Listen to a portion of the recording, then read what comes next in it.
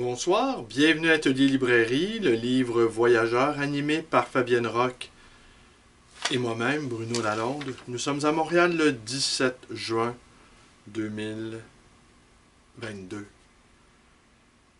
Alors le titre de cette vidéo, c'est L'idée même de poésie m'a largement suffi. Il y a une vingtaine d'années, j'ai traversé une crise existentielle un peu plus grave que les autres, disons.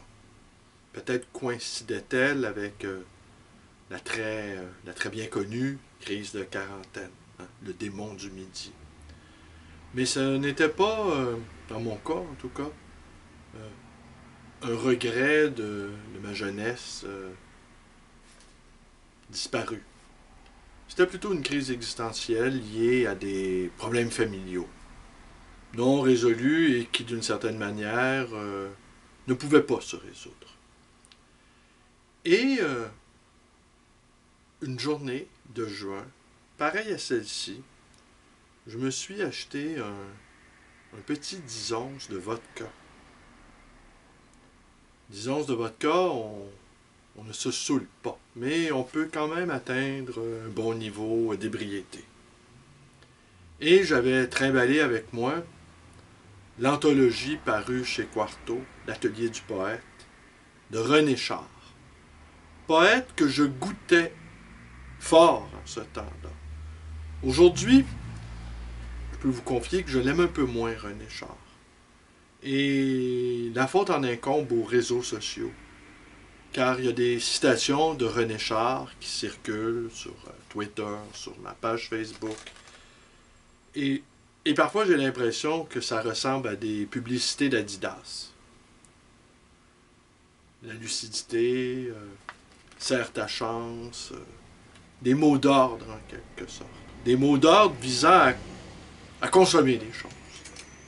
Mais sans doute c'est un moment d'humeur passager parce que les relations qu'on peut entretenir avec les poètes tout au long d'une assez longue vie peuvent être ponctuées d'éclipses, des moments d'émotion, des moments d'enthousiasme suivis de longues périodes de refroidissement.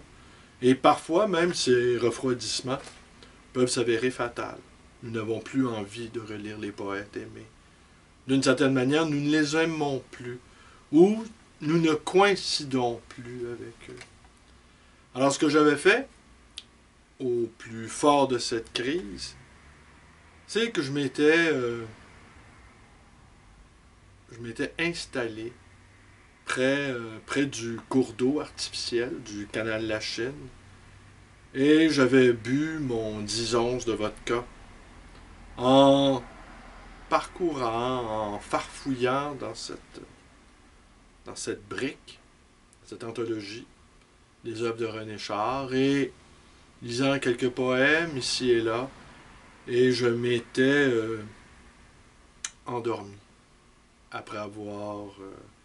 et je me souviens de m'être réveillé un peu vaseux, le soleil tapait durement, et le livre lui-même commençait à gondoler. Et j'avais repris le chemin de mon domicile en étant un peu assommé par ce soleil de plomb, par le goût de la vodka dans la bouche, et quelques vers de René Char qui tournoyaient dans mon esprit. Mais ce moment m'avait en quelque sorte recadré, m'avait remis un peu sur le chemin de ma propre vie. Et cette idée même que la poésie, dans des moments de crise importante, puisse nous servir de sauf-conduit, de viatique, d'abri, de sauvegarde de notre propre existence. Cette idée que la poésie, ou même que l'idée même de poésie, était largement suffisante pour pouvoir vivre en poésie. Alors, il suffisait juste de, comme un croyant, d'ailleurs, ce que je vais vous lire tout à l'heure, ça va être un poème de Thomas Merton. Comme s'il suffisait simplement de penser à la prière pour entrer en prière. Il suffit de dire prière et voilà, on prie. Il suffit de dire poésie, voilà, on est entré dans poésie. Que certains mots ont un effet immédiat sur nous. Le mot poésie, le mot prière, le mot soleil, le mot amour, le mot désir, le mot liberté. En fait, les mots ont un poids de densité qui peuvent nous entraîner très loin sur le chemin de la guérison. Dans ce cas que je vous ai raconté, votre cas, René Char, Canal Lachine, Soleil de plomb, je me suis redressé, je me suis relevé, j'ai repris le chemin de mon domicile et je m'étais réaligné en quelque sorte. Hier, j'évoquais le mélancolique état des lieux, vous disant que je n'avais pas eu de maître et que j'appartenais à une génération qui n'avait pas connu de maître. Plutôt des fonctionnaires pédagogues. Un maître, un mentor qui te prend, qui te voit là où tu es et qui t'amène très loin là où tu peux aller. Alors, je n'ai pas connu ça. Mais tout à l'heure, je suis tombé sur une citation de Rilke, tirée des cahiers de Malte de Lauride Brigg. Une citation qui, d'une certaine manière, m'a consolé de cet état de fait. On devrait apprendre à butiner toute une vie durant. Si possible, une longue vie durant. Et puis, enfin, très tard, peut-être, saurait-on écrire les 10 lignes qui seraient bonnes. Car les vers ne sont pas, comme certains croient, des sentiments, on les a toujours assez tôt, mais des expériences. Alors, pas de maître, mais une grande capacité à butiner. Et c'est un joli verbe, butiner, parce qu'il évoque, évidemment, on l'entend, le vol des abeilles qui pollinisent les fleurs. Et on entend aussi le mot butin. On entend le mot butin. Alors, c'est un mot, la polysémie du mot ne nous aura pas échappé. Alors, il y a à la fois quelque chose de lourd, de terrestre, de l'ordre de l'acquis, et il y a quelque chose de l'ordre du vol. Du vol, on vole un butin et on vole à travers les airs pour pouvoir au fond donner ce qu'il faut aux fleurs pour qu'elles puissent exister. Le travail laborieux, minutieux des abeilles. Alors oui, j'évoquais Thomas Merton.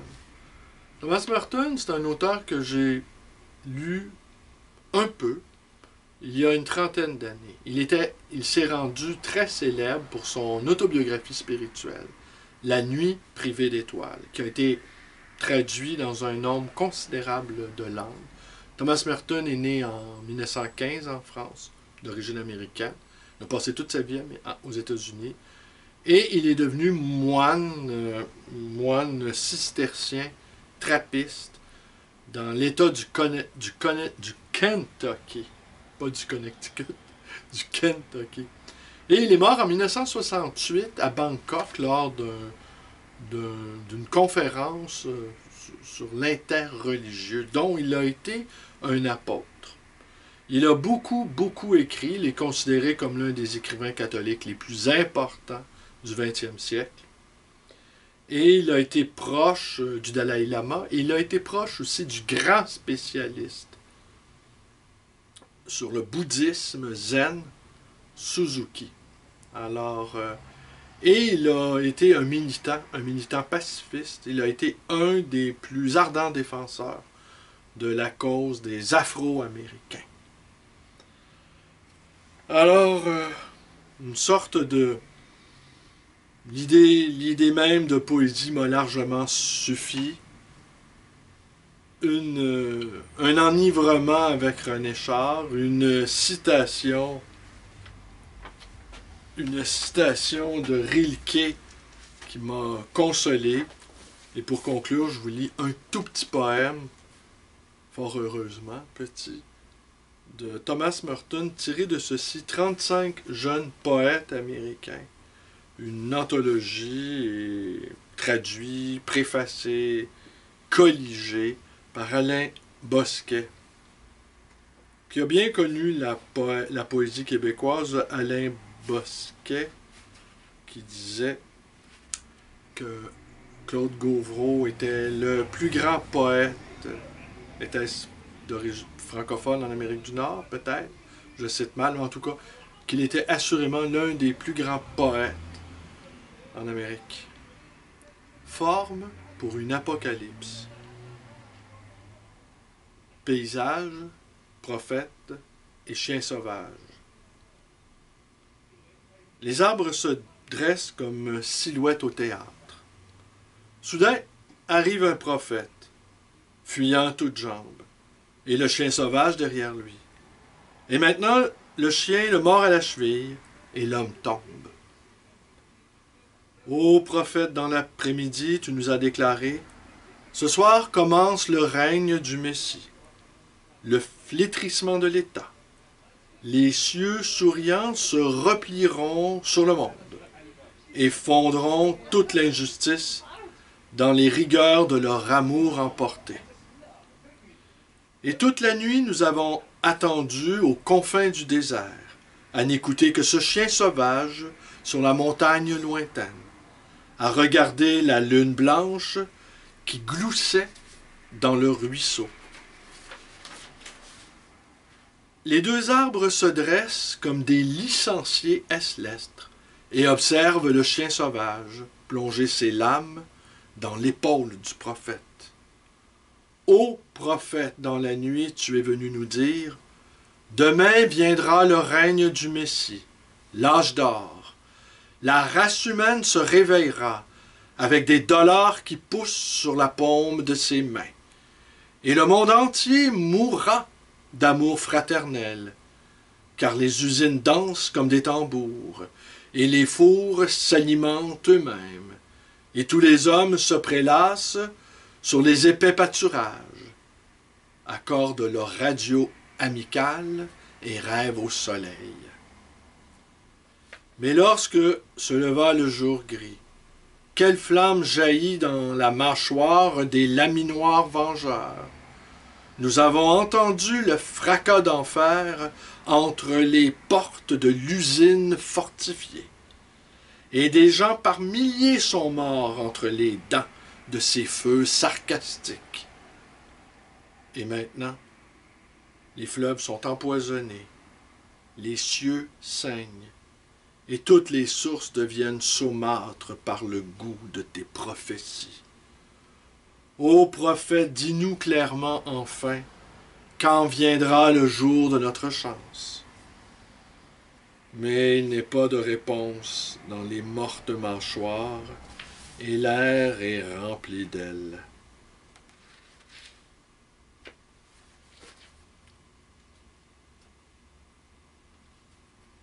Une page qui ne veut pas se tourner, voilà. Une page rébarbative. Ouais, une page qui ne veut pas se tourner, une page rébarbative. Ça fait partie aussi de l'expérience existentielle de la poésie. Ces pages qu'on n'arrive pas à tourner. Elles font partie du poème elles-mêmes, ces pages qu'on n'arrive pas à tourner. Mais les corbeaux viennent s'asseoir comme des sénateurs sur les bras des deux arbres. Aux confins des terres salées, dans l'argile sèche et bleue, le chien sauvage de sa patte rouge creuse un petit trou pour enterrer la jambe sans chair du prophète. Je vous remercie d'être avec moi, portez-vous bien et à demain.